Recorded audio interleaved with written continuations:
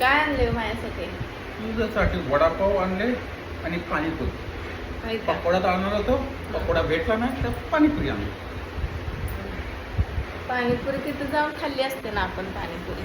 आता मला आता मी येताना जाऊया की मग कधी? रात्री 12 वाजता. 9:30 वाजता मी फोन करतो तेव्हा ये तिकडे.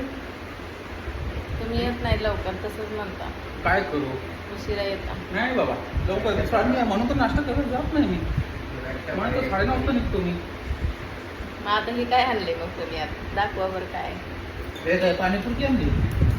हे बघ असे येतात आणले? हेच बघ.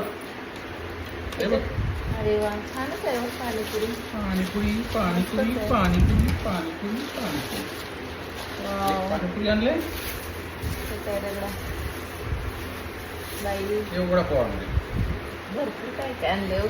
एवढं प्रेम करता माझ्यावर तुम्ही? अरे तुझ्यापेक्षा जास्त प्रेम करतो ना, मग पळत पळत येतो मी.